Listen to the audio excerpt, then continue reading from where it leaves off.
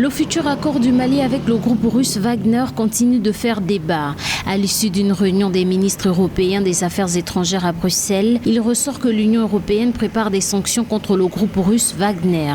Une information relayée par le chef de la diplomatie européenne, Joseph Borrell.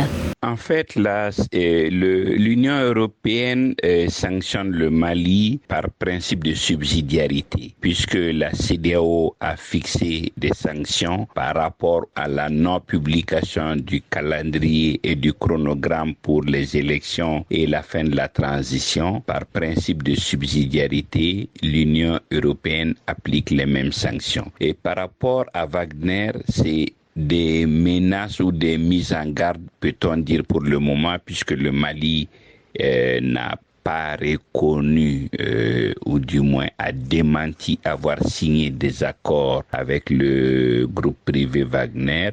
Les 27 États membres de l'Union européenne se sont en outre mis d'accord lundi 15 novembre 2021 pour adopter un cadre légal des sanctions contre la junte au pouvoir au Mali, dans la foulée de celle annoncée par la Communauté économique des États de l'Afrique de l'Ouest, CEDEAO. En effet, le 7 novembre dernier, la CEDEAO a imposé des sanctions individuelles aux membres de la junte en raison du retard pris dans l'organisation des élections qui doivent consacrer le retour au pouvoir aux civils après le double punch d'août 2020 et mai 2021. On peut aisément comprendre la position de la France et de l'Union européenne par rapport à Wagner. Je pense qu'il y a un intérêt géostratégique et une question d'orgueil pour la France qui ne veut pas voir son précaré occupé par quelqu'un d'autre, qui ne veut pas voir arriver un groupe privé faire ce qu'elle n'a pas voulu faire, parce que tout le défi et le débat chez nous, c'est que personne n'est convaincu que la France ne pouvait pas venir à bout, c'est qu'elle a d'autres agendas. Et pour cela, pour les gens au Mali, si quelqu'un d'autre peut nous débarrasser du problème, c'est tant mieux.